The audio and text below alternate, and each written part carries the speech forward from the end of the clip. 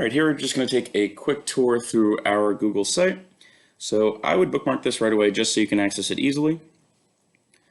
At the top here of the page, we have my email address there and Mr. Hamill's here. If you are in our 8th period class, then you could use either of those two. Whoever you feel more comfortable emailing is perfectly fine. If you're in my 1st period, 6th period, or 7th period, please just use my email address. When you click on that, it should immediately open up a prompt to send an email. Yours may open in Gmail, but my default program is Outlook. On this home page, we have course info and weekly hyperdocs here. Those are also located at the top of the page. Okay, so those are actually going to take you to the exact same page. We're going to dive into those in a second. Before we get into that, this link will just take you to the landing page for all Google Classroom, so all of your classes should pop up there. And now I want to point out probably the most important point of this, that this calendar and the hyperdocs will be specific to 1st period. I wish I could possibly manage 4 different Google sites, but that just really can't happen. The Google Classroom calendar that you have is specific to your class. I don't just have one PreAlgebra calendar. I have a 1st period, 6th period, 7th period, and 8th period calendars located in your Google Classroom. Actually, I'm going to show you how to access that. When you go into any of our Google Classrooms, if you click on classwork, so all of your assignments will pop up here, and they will also pop up in your Google Calendar. Nothing's really located here right now, just the general outline of what we will be doing, which will be helpful for you. Everyone will have that general plan kind of laid out for them. For the most part, our 4 PreAlgebra classes will be on the same page, so that will be helpful, but there will be assignments that pop up in here that are not for you.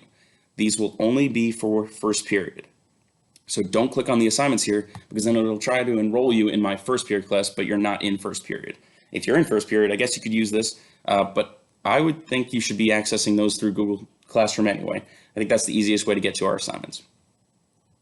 There are a couple other links at the bottom. We have student view, so you can see your grades. And this is really just a link to my description of a bunch of the digital resources that we'll be using. You can look through that. If you do get stuck with something, maybe you can click on that for help, but it's really just a quick description of different resources that we will be using. Really, the best way to get help is just by emailing us. That's my email again. That's Mr. Hamill's again.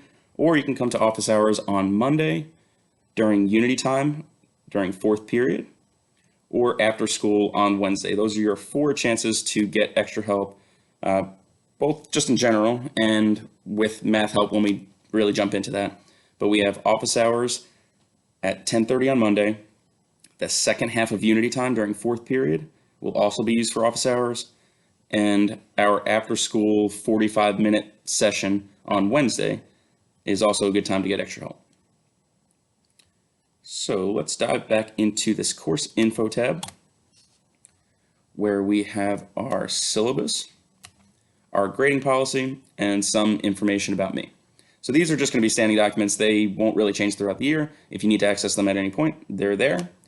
The weekly hyperdocs will change throughout the year. So this is organized by weeks into whatever month it happens to be in. So for September, you'll see week 1, week 2, week 3, week 4. That might be a little bit confusing, but I just want to point out that the 4th week does start in September, so that's how I'm going to organize these. If a week starts in September, it'll go into that page's weeks. Okay, so our 4 hyperdocs for the month of September will all be located here. They will also be located in your Google Classroom, which is probably the preferred way to access these. So if you go into this week 1, you'll see that this is 1st period's. I'm going to zoom out a little bit. This is 1st period's hyperdoc. I'm not going to post all 4 of my classes hyperdocs here. They're in your individual Google Classrooms. This is just 1st period's, just to have a reference here. That will always be there. Google Classroom, that stream kind of gets flooded over time. This is just an easier way to organize these so that if you do need to go back to something much later in the year, you have it here. I do want to point out that in this hyperdoc, this link will enroll you directly in 1st period's Google Classroom, so you might not want to access it here. Again, you really want to use your Google Classroom for your specific hyperdoc. This Hyperdoc will describe everything that we need to do. So it'll actually have the links for Tuesday's class, or Wednesday's class, depending on which class you're in, and Thursday and Friday's classes here, as well as all the things that you need to complete independently up here. Again, it lists out the office hours and ways to contact and get help over here. You might notice that these dates are a little bit weird. It's starting on Tuesday and going till next Monday.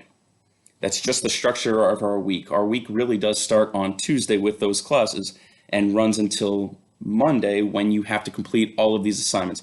These assignments are supposed to be completed by Monday. Then we start fresh next week with another Tuesday class. Okay, so that is the structure of our week. It really is going to run from Tuesday to Monday. The big reason is because Monday is our asynchronous or independent day where you can get help and work on anything that you haven't finished throughout the week. Remember, if you need any help accessing anything or navigating this site, you can email me at any time, and I should be able to get back to you very quickly. The timeline is supposed to be 24 hours, but I see that as a pretty long timeline. I should be able to get back to you before 24 hours.